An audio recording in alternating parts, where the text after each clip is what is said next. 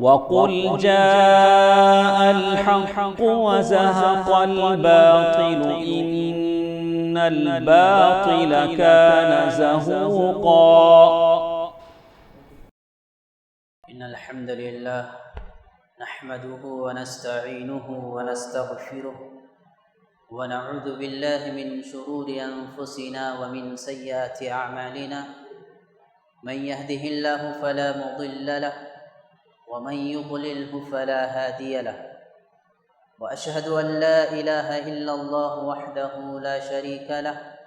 وأشهد أن محمدًا عبده ورسوله أعوذ بالله من الشيطان الرجيم من همزه ونفخه ونفسه بسم الله الرحمن الرحيم يا أيها الذين آمنوا اتقوا الله حق تقاته ولا تموتن إلا وأنتم مسلمون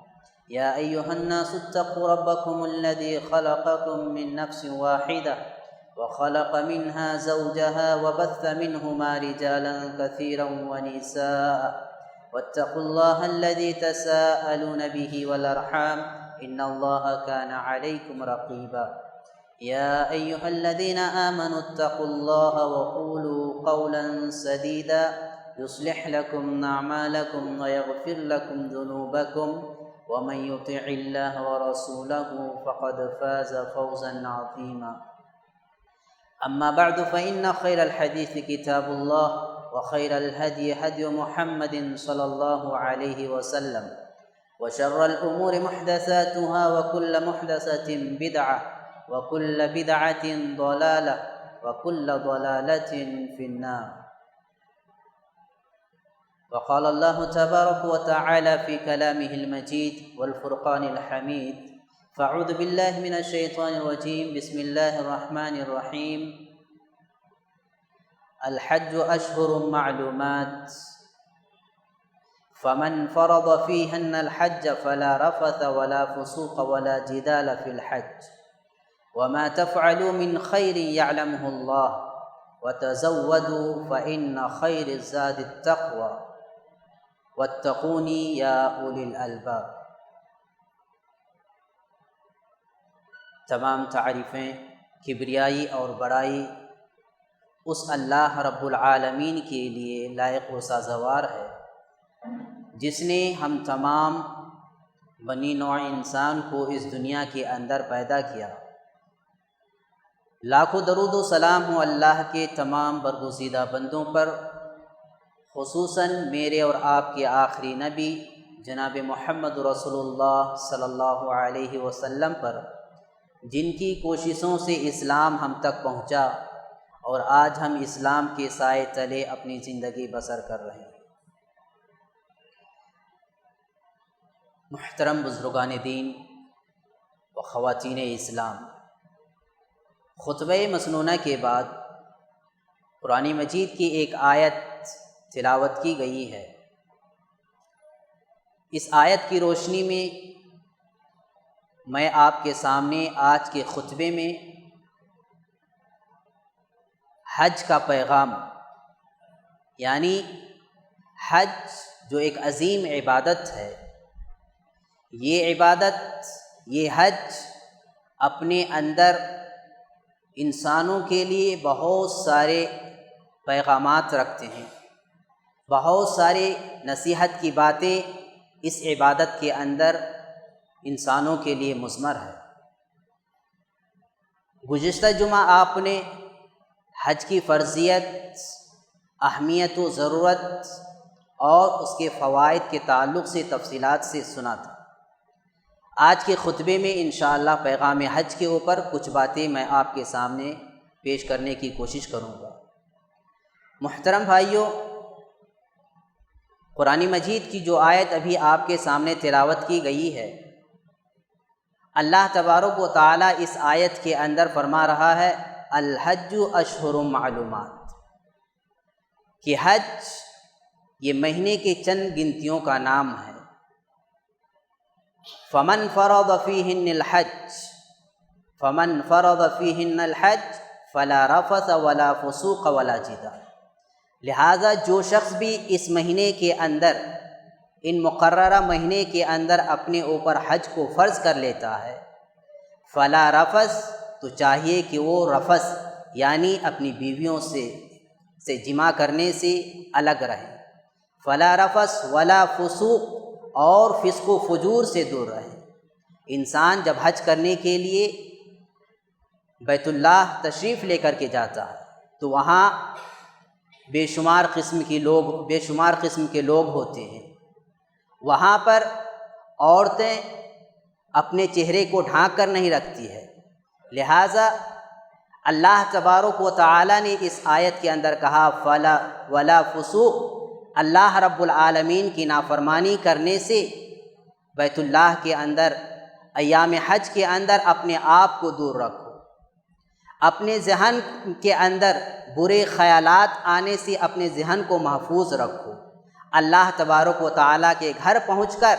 تمام قسم کی اللہ رب العالمین کی نافرمانی کرنے سے اپنے آپ کو دور رکھو۔ ولا جدال، اور جب حج کرنے کے لیے لوگ بیت اللہ تشریف لے کر کے جاتے ہیں تو وہاں پر خانہ کعبہ سے لے کر کے میدان عرفہ تک یہ بہت ہی چھوٹی جگہ ہے۔ اس چھوٹی جگہ میں آپ دیکھیں گے کہ لاکھوں کی تعداد میں لوگ ہوتے ہیں، وہاں پر لوگوں کی ایک جمع غفیر ہوتے ہیں، کثرت بھیڑ ہوا کرتی ہے۔ ایسے وقت میں لوگوں کے اندر ایک قسم کی چڑچڑاپن آ جاتی ہے۔ ہم نارمل ہی جب کسی بھیڑ کے اندر اٹک جاتے ہیں تو ہم پریشان ہو جاتے ہیں، ہمارا ذہن پوری طرح سے منتشر ہو جاتا ہے، اور ہم اس حالت میں آ جاتے ہیں کہ ہمارے سامنے اگر کوئی شخص کوئی ایسی حرکت کر دیتا ہے جو ہماری فطرت سے بالکل الگ ہوا کرتی ہے تو ہم ان کو گالیاں دینے لگتے ہیں، ان سے لڑ پڑتے ہیں، انہیں برا بھلا کہنے لگتے ہیں۔ اللہ تبارک و تعالیٰ نے کہا کہ تم وہاں حج کے لیے تشریف لے جا رہے ہو، ایک عظیم عبادت کو انجام دینے جا رہے ہو، لہٰذا وہاں لوگوں کی بھیڑ ہوتی ہے، ایسی بھیڑ کے اندر اپنے اندر صبر اور تحمل پیدا کر کے رہو، اور وہاں صبر سے کام لو، اپنے اندر چڑچڑاپن نہ رکھو، اور اگر کسی سے کوئی معاملہ ہو جائے تو وہاں لوگوں سے لڑائی جھگڑے کرنے سے باز رہو، دوسرے کو برا بھلا کہنے سے باز رہو۔ ولا جدال فی الحج وما تفعلوا من خیر یعلمہ اللہ، تم جو بھی نیک کام کرتے ہو، جو بھی اچھے کام کرتے ہو، اللہ تبارک و تعالیٰ کو اس کا علم ہے، اللہ تبارک و تعالیٰ اس کو جانتا ہے۔ وتزودوا فإن خیر الزاد التقوی، اللہ نے کہا کہ حج کے لیے جا رہے ہو تو اس کا یہ مطلب نہیں کہ تم اللہ کے راستے میں نکل رہے ہو تو بے سہارا، بے ساز و سامان، بغیر کسی تیاری کے نکل جاؤ، نہیں، بلکہ حج کے لیے جا رہے ہو تو اپنے لیے حج کے سفر کے لیے جو بھی توشہ ہے، جو بھی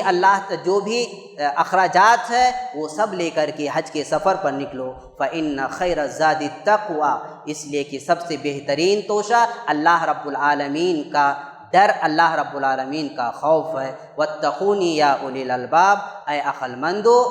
مجھ سے ڈرتے رہو۔ محترم حضرات، حج یہ ایک عظیم عبادت ہے، یہ حج اپنے اندر ہمارے لیے بہت سارے دروس، بہت سارے پیغامات رکھے ہوئے ہیں۔ اس حج کے اندر، اس عبادت کے اندر مسلمانوں کے لیے، چاہے وہ حجاج کرام ہو یا غیر حجاج کرام ہو، تمام لوگوں کے لیے بہت سارے پیغامات مضمر ہے۔ سب سے پہلا پیغام جو حج کے اندر جو پیغامات ہیں ان میں سے سب سے پہلا پیغام ہے توحید کا پیغام، عقیدہ توحید کی ضرورت، عقیدہ توحید کی عظمت، عقیدہ توحید کی اہمیت اس حج کے اندر مضمر ہے۔ آپ دیکھیں گے شروع سے لے کر کے آخر تک یہ حج جس چیز کی ہمیں سب سے پہلا پیغام دیتا ہے، یہ عبادت جس چیز کا سب سے پہلے ہمیں تعلیم دیتی ہے، وہ ہے عقیدہ توحید، وہ ہے عقیدہ توحید کی عظمت، عقیدہ توحید کی اہمیت و ضرورت۔ آپ دیکھیے صفا مروہ کے سعی کے دوران اللہ تبارک صفا اور مروہ کی سعی کے دوران حجاج کرام کو جن دعاؤں کو پڑھنے کی تعلیم دی گئی ہے، جن دعاؤں کو پڑھنے کا حکم دیا گیا ہے کہ صفا سے مروہ تک سعی کرنے کے دوران یا مروہ سے صفا کے سعی کرنے کے دوران جن دعاؤں کو پڑھنے کا حکم دیا گیا ہے، جن دعاؤں کو پڑھنے کی تعلیم دی گئی ہے، ان میں سے ایک دعا ہے لا الہ الا اللہ وحدہ لا شریک لہ لہ الملک ولہ الحمد وہو علی کل شیء قدیر۔ لا الہ الا اللہ وحدہ لا شریک لہ لہ الملک ولہ الحمد وہو علی کل شیء قدیر، یہ بھی توحید پر مشتمل دعا ہے۔ اس کے اندر بھی لوگوں کو یہ تعلیم دی گئی ہے، اور لوگ اپنی زبان سے وہاں سعی کرنے کے دوران یہ اقرار کرتے ہیں کہ اللہ تبارک و تعالیٰ کے سوا اس دنیا کے اندر کوئی معبود برحق نہیں ہے، اور ہر قسم کی عبادت کے لائق اللہ تبارک و تعالیٰ ہے، اللہ کی عبادتوں میں اس کا کوئی دوسرا شریک نہیں ہے۔ اسی طرح وقوف عرفہ کرنے کے لیے جاتے ہیں۔ وقوف عرفہ جو حج کا سب سے اہم رکن ہے اور جس کے بغیر ہمارا حج مکمل نہیں ہوتا ہے، وقوف عرفہ کے اندر وقوف عرفہ کے دن حجاج کرام کو جس دعا کو یا جس ذکر کو پڑھنے کا سب سے زیادہ حکم دیا گیا، اور کہا کہ اس دن اپنی زبان سے اس ذکر کو کرتے رہو اور اس دعا کو پڑھتے رہو، وہ اور اس ذکر کو اللہ کے نبی صلی اللہ علیہ وسلم نے کہا کہ یہ سب سے افضل اور سب سے بہترین ذکر ہے، جس کو میں بھی کہہ رہا ہوں، اور مجھ سے پہلے جتنی انبیاء کرام آئے وہ سارے انبیاء کرام اس ذکر کو پڑھا کرتے تھے۔ وہ کون سا ہے؟ اللہ کے نبی نے فرمایا لا الہ الا اللہ۔ لا الہ الا اللہ، اس کو کہا کہ یہ سب سے بہترین ذکر ہے، اور یہ وہ ذکر ہے جس کو میں کہتا ہوں اور میرے سے پہلے جتنے بھی انبیاء آئے وہ سب اس ذکر کو پڑھا کرتے تھے۔ یہ بھی کس پر؟ توحید پر مشتمل ہے، یہ بھی عقیدہ توحید پر مشتمل ذکر ہے۔ اسی طرح آپ دیکھیں گے کہ طواف کے بعد جو 2 رکعت ہم نماز پڑھتے ہیں، ان 2 رکعات میں جو سورہ اللہ کے نبی صلی اللہ علیہ وسلم پڑھا کرتے تھے، اور جن 2 سورتوں کی تلاوت ان 2 رکعت نمازوں میں پڑھنا سنت ہے اور اللہ کے نبی پڑھا کرتے تھے، وہ توحید پر مشتمل ہے، وہ بھی عقیدہ توحید پر ہی مشتمل ہے۔ اس کے اندر بھی مسلمانوں کو عقیدہ توحید کی تعلیم دی گئی ہے، شرک سے بیزارگی کی تعلیم دی گئی ہے۔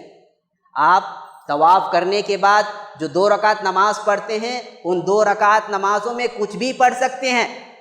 کوئی سورہ بھی پڑھ سکتے ہیں جو سورہ آپ کو یاد ہے، لیکن نبی کریم صلی اللہ علیہ وسلم کی جو سنت رہی ہے اور آپ جن صورتوں کی تلاوت کرتے تھے وہ 2 صورتیں تھیں، ایک قل یا ایھا الکافرون لا اعبد ما تعبدون، اور دوسرا اللہ کے نبی صلی اللہ علیہ وسلم قل هو اللہ احد اللہ الصمد لم یلد ولم یولد۔ ان 2 صورتوں کو طواف کے بعد جو 2 رکعت نماز ادا کی جاتی ہے،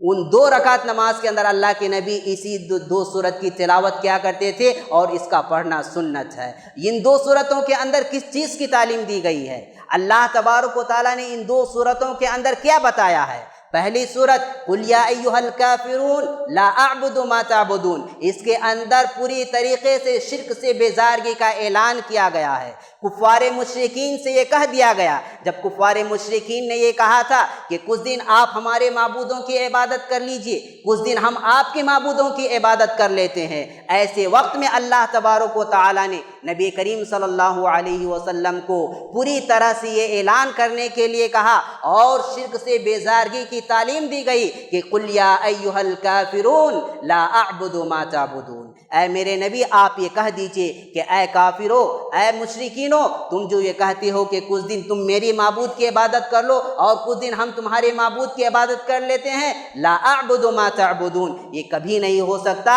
ہم کسی اور کی عبادت اللہ کے علاوہ نہیں کر سکتے ہیں۔ تو اس پوری صورت کے اندر ان کا معبودان باطلہ کی پرستش کا انکار کیا گیا ہے، اللہ رب العالمین کے علاوہ دوسروں کی عبادت کا انکار کیا گیا ہے، اللہ کی عبادتوں میں دوسروں کو شریک کرنے کا انکار کیا گیا ہے۔ اور دوسری صورت جو اللہ تبارک و تعالیٰ جس کے اندر فرمایا قل هو اللہ احد اے میرے نبی آپ لوگوں سے کہہ دیجئے هو احد کہ وہ اللہ وہ ایک ہے، تنے تنہا ہے، وہ بے نیاز ہے، اس کا کوئی شریک نہیں ہے، وہ تمام عبادتوں کے لائق تنے تنہا ہے، اس کی عبادت میں کسی اور کو شریک کرنا یہ بالکل درست نہیں ہے۔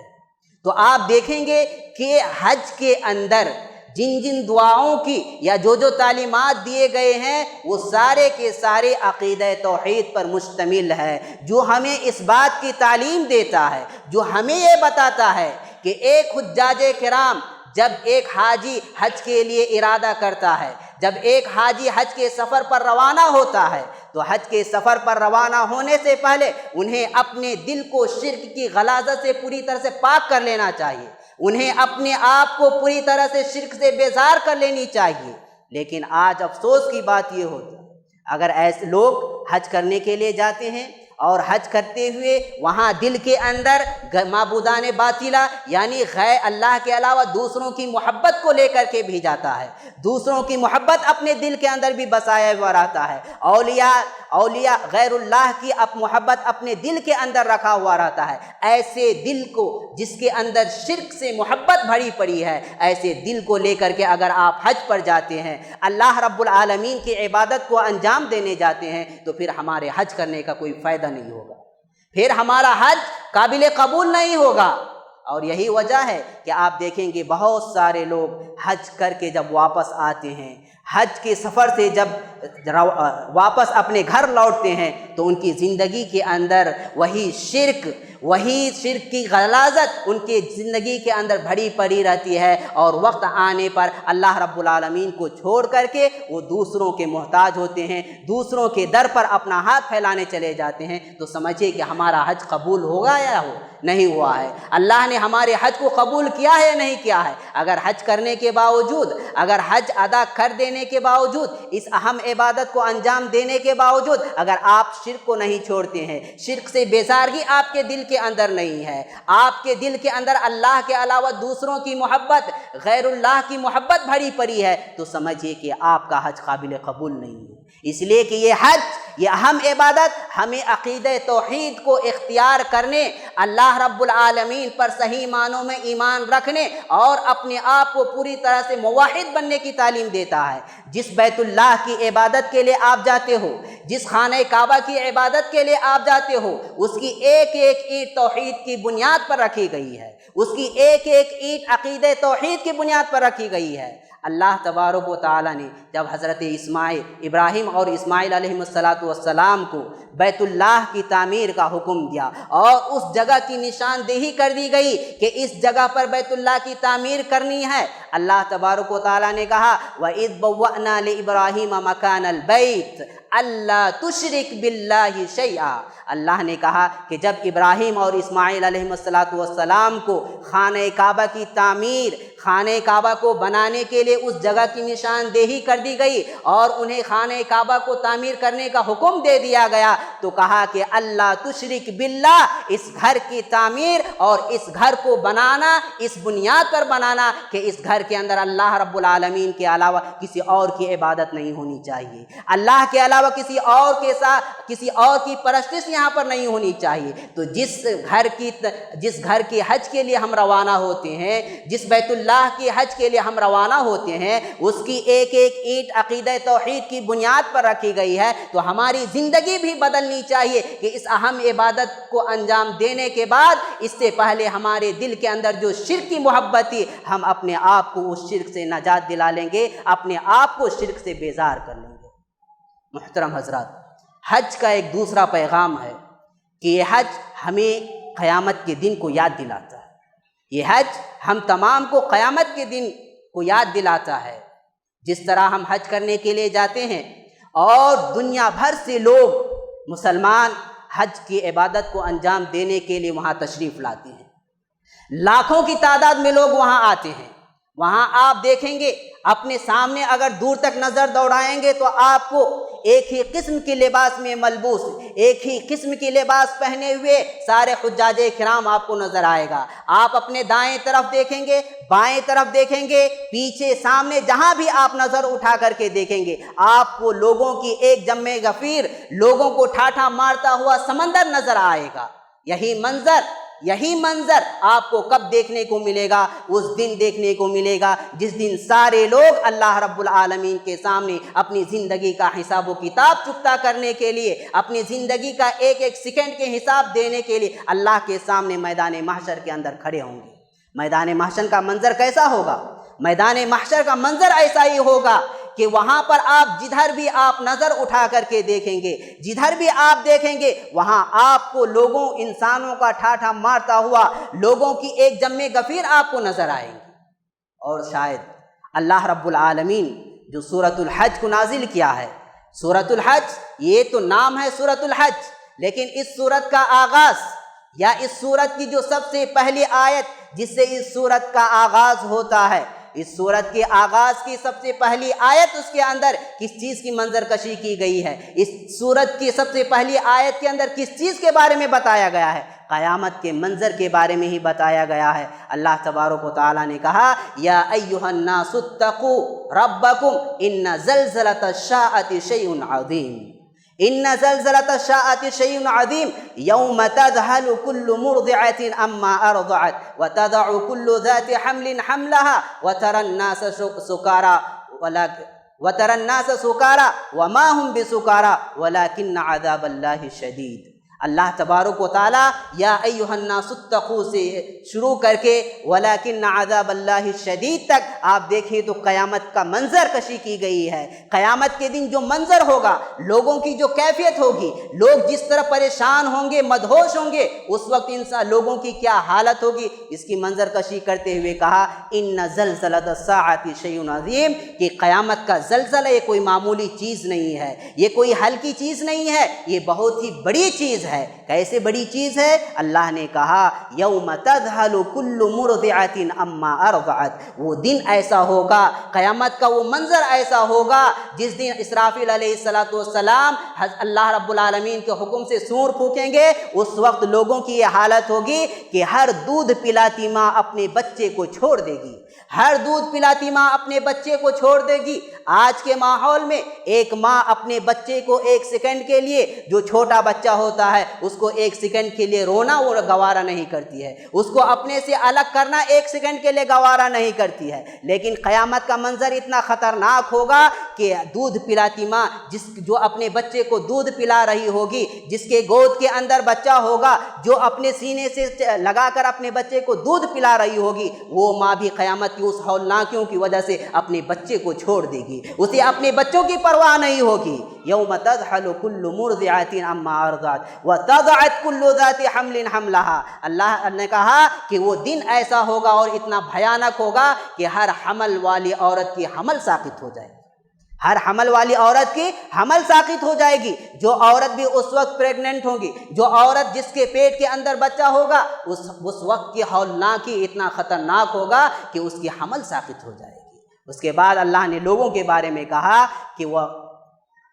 تم دیکھو گے کہ لوگ بے ہوش ہوں گے، لوگ نشے میں ہوں گے۔ آپ دیکھیں گے تو ایسا معلوم ہوگا کہ لوگ پورے نشے میں بے ہوش ہیں اور ادھر ادھر بھٹک رہے ہیں، لیکن وہ صحیح معنوں میں کیا نہیں ہوگا؟ اللہ نے کہا وما ہم بسکارا، وہ مدہوش نہیں ہوں گے، وہ بے ہوش نہیں ہوں گے، ولیکن عذاب اللہ شدید، اللہ کا عذاب ہی اتنا خطرناک ہوگا، وہ دن ہی اتنا بھیانک ہوگا، وہ منظر ہی اتنی خطرناک ہوگی کہ ہر انسان اس بھیانک دن کو دیکھ کر کے بے ہوش ہو جائیں گے، مدہوش نظر آئیں گے، نشے میں نظر آئیں گے۔ تو محترم حضرات، حج کا ایک بہت بڑا پیغام جو ہمیں ملتا ہے، یا حج جو ہمیں ایک بہت بڑا پیغام دیتا ہے، وہ ہے قیامت کے دن کی تجدید کرنا، آخرت کی تجدید کرنا۔ جب یہ حج کا مہینہ آتا ہے، سال بھر ہمیں اللہ آخرت کو یاد کرنا ہے، سال بھر ہمیں آخرت پر ایمان رکھنا ہے، اور آخرت کے منظر کو یاد کرتے ہوئے ہمیں اللہ رب العالمین کی فرما برداری کرنی ہے،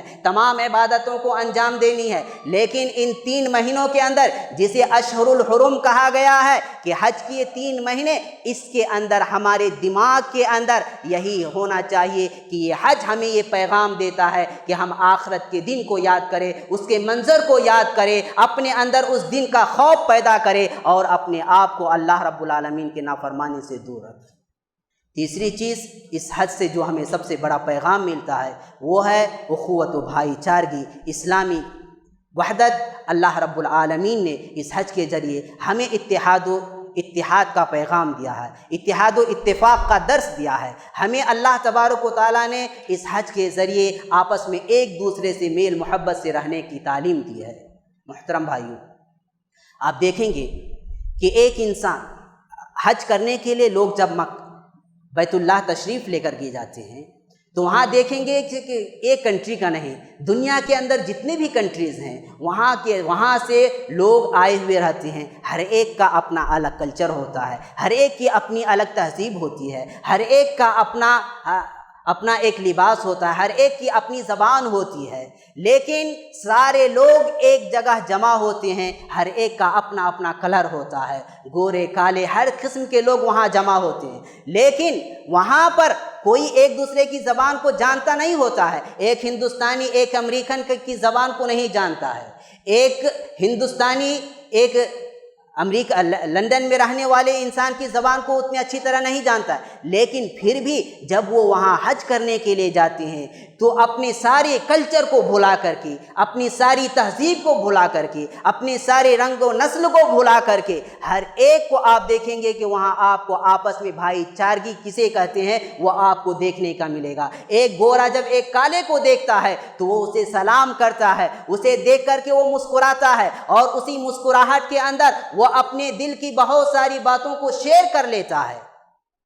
یہ حج جو ہمیں سب سے اہم پیغام دیتا ہے کہ ہمیں اس دنیا کے اندر اخوت و بھائی چارگی کے ساتھ رہنا ہے، اس دنیا کے اندر ہمیں اتحاد و اتفاق کے ساتھ رہنا ہے، اور یہ اتحاد و اتفاق عقیدہ توحید کی بنیاد پر ہونی چاہیے، یہ اتحاد و اتفاق صحیح عقیدے کی بنیاد پر ہونی چاہیے۔ اور یہی وجہ ہے کہ اللہ تبارک و تعالیٰ نے قرآن کے اندر حج کے تعلیمات دینے کے بعد، حج کے جو بھی ارکان ہیں اس کو بتانے کے بعد، اللہ تبارک و تعالیٰ نے اس آیت کا ذکر کیا کہ وَاعْتَصِمُوا بِحَبْلِ اللَّهِ جَمِيعًا وَلَا تَفَرَّقُوا وَاذْكُرُوا نِعْمَةَ اللَّهِ عَلَيْكُمْ إِذْ كُنْتُمْ أَعْدَاءً فَأَلَّفَ بَيْنَ قُلُوبِكُمْ فَأَصْبَحْتُمْ بِنِعْمَتِهِ إِخْوَانًا۔ اللہ تبارک و تعالیٰ نے اتحاد و اتفاق کی تعلیم، بھائی چارگی کی تعلیم، اللہ تبارک و تعالیٰ نے آپس میں الفت و محبت کی تعلیم بالکل حج کے بارے میں بیان کرنے کے بعد، حج کی تعلیمات دینے کے بعد اللہ نے اس کا ذکر کیا، تو اس کا مطلب یہ ہے کہ یہ حج جہاں ہر جگہ سے لوگ آتے ہیں، ہر ایک کی الگ الگ اپنی تہذیب، اپنا کلچر ہوا کرتا ہے، وہ سارے کے سارے وہاں اخوت و بھائی چارگی کے ساتھ رہتے ہوئے حج کے مناسک حج کو انجام دیتے ہیں۔ تو ہمیں بھی اس دنیا کے اندر اخوت و بھائی چارگی کے ساتھ حج کا یہ پیغام لینا چاہیے، اور ہمیں اتحاد و اتفاق کے ساتھ اس دنیا کے اندر آنی چاہیے۔ اسی طرح آخری پیغام حج سے جو ہمیں ملتا ہے وہ یہ کہ اللہ تبارک و تعالیٰ نے اس حج کے اندر، حج جو ہمیں پیغام دیتا ہے وہ ہے ذکر کا پیغام، اللہ رب العالمین کا ذکر کرنا۔ حج کی ساری عبادتیں آپ دیکھیں گے، حج کی ساری عبادتیں ذکر پر مشتمل ہے۔ ساری عبادتیں آپ دیکھیں گے حجاج کرام ہمیشہ ان کی زبان اللہ رب العالمین کی تسبیح، اللہ رب العالمین کی تحمید میں مشغول رہتا ہے۔ اور اللہ تبارک و تعالیٰ نے کفار مشرکین کی ایک عادت تھی کہ جب وہ حج کرنے کے لیے آتے تھے تو مناسک حج ادا کرنے کے بعد جب وہ فارغ ہو جاتے تھے تو مینا کے اندر وہ لوگ رک کر کے، جہاں 3 دن رکتے ہیں وہاں رک کر کے وہ لوگ اللہ رب العالمین کا ذکر کرنے کے بجائے وہاں پر 3 دن رہتے ہوئے، مینا کے اندر رہتے ہوئے وہ کیا کرتے تھے؟ اپنے خاندانی چیزوں کا ذکر کرتے تھے،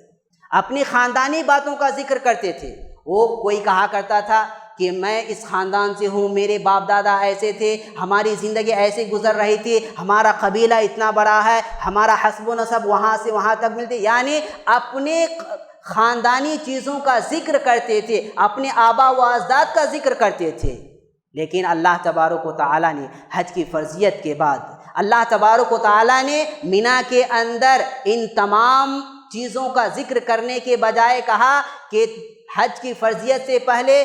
کفار مشرکین جو تم یہاں آ کر کے اپنے آبا و اجداد کا تذکرہ کرتے تھے، اپنے خاندانی حسب و نسب کا تذکرہ کرتے تھے اور اس کے اوپر فخر کرتے تھے، اب یہ سب نہیں چلے گا، یہاں پر رک کر کے تمہیں میرا ذکر کرنا ہے۔ اور اللہ نے اس کی تعلیم دی اور کہا کہ فَإِذَا قَضَيْتُم مَنَاسِكَكُمْ فَاذْكُرُوا اللَّهَ كَذِكْرِكُمْ آبائکم او اشد ذکرا۔ اللہ نے کہا کہ جب تم مناسک حج سے فارغ ہو جاؤ، جب تم حج کمپلیٹ کر لو، تم مینا کے اندر رک کر کے تم اپنے آبا و اجداد کا ذکر نہ کرو، ان کو یاد نہ کرو، اپنے خاندانی حسب و نسب کا تذکرہ نہ کرو، بلکہ یہاں رہ کر کے اللہ رب العالمین کا ذکر کرو۔ اتنا ہی نہیں بلکہ اللہ رب العالمین کا کثرت سے، جتنے تم اپنا آبا و اجداد کا تذکرہ کرتے تھے اس سے بھی زیادہ اللہ رب العالمین کا اس میدان مینا کے اندر اللہ رب العالمین کا ذکر کرو۔ تو اللہ تبارک و تعالی میدان عرفہ کے اندر بھی جو حکم دیا گیا وقوف عرفہ کے دوران، وہ بھی ذکر کرنے کا ہی تعلیم دی گئی، اس کا ہی حکم دیا گیا۔ تو اللہ رب العالمین نے حج سے ایک پیغام ہمیں یہ بھی دیا کہ ہمیں ہمیشہ اللہ رب العالمین کا ذکر کرتے رہنا چاہیے، اپنی زبان کو ہمیشہ اللہ رب العالمین کے ذکر سے تر رکھنی چاہیے۔ محترم بھائیوں، یہ ساری باتیں تھی پیغام حج کے جو پیغامات ہیں بہت سارے ہیں، لیکن یہ 4 چیزیں جو میں نے آپ کے سامنے ذکر کیا ہے، اللہ تبارک و تعالی ہم تمام کو حج کے مہینے کے اندر حج سے جو بھی پیغامات ملتے ہیں اس کو یاد کرنے اور اس کے مطابق اپنی زندگی گزارنے کی توفیق عطا فرمائے۔ آخری میں آپ کو ایک چیز بتانے جا رہا ہوں، وہ یہ کہ ہم سبھی جانتے ہیں کہ ابھی گرمی کا موسم چل رہا ہے اور سخت گرمی بھی پڑ رہی ہے، آپ دیکھ رہے ہیں۔ تو ایسے وقت میں گرمی کے موسم میں جو سب سے زیادہ جس کی ہمیں ضرورت پڑتی ہے وہ پانی ہے۔ تو گرمی کے موسم میں انسان کو دوسروں کو پلانے کے لیے پانی کا بھی انتظام کرنا چاہیے۔ آپ کو معلوم ہونا چاہیے کہ پانی، اسی پر انسانوں کی زندگی کا انحصار ہے، چرند و پرند کی زندگی کا انحصار ہے، نباتات کی زندگی کا انحصار ہے، شجر و حجر کی زندگی کا انحصار ہے، یعنی پانی کے بغیر زندگی کی امید نہیں کی جا سکتی۔ اگر پانی نہ ہو تو نہ تو انسان زندہ رہ سکتا ہے، نہ تو شجر و حجر زندہ رہ سکتا ہے، نہ تو چرند و پرند زندہ رہ سکتا ہے۔ تو پانی انسانی زندگی کے اندر اس کی بڑی اہمیت ہے۔ تو ایسے موقع سے، گرمی کے موقع سے ہمیں دوسروں کی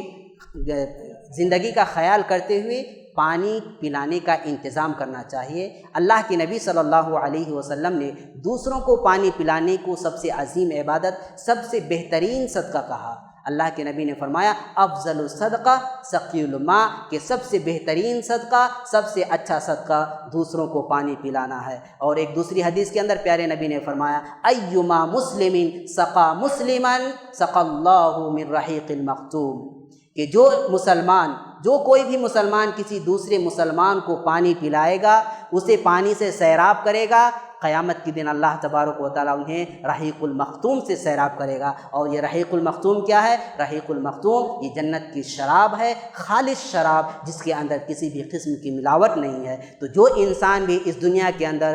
ایک پیاسے کو پانی پلائے گا، اللہ تبارک و تعالیٰ قیامت کے دن انہیں رحیق المختوم سے سیراب کرے گا۔ تو کہنا یہ ہے کہ ایسے موسم میں، خاص کر گرمی کے موسم میں، انسانوں کے لیے پانی کا انتظام کرنا چاہیے، چرند و پرند کے لیے پانی کا بھی انتظام کرنا چاہیے۔ اور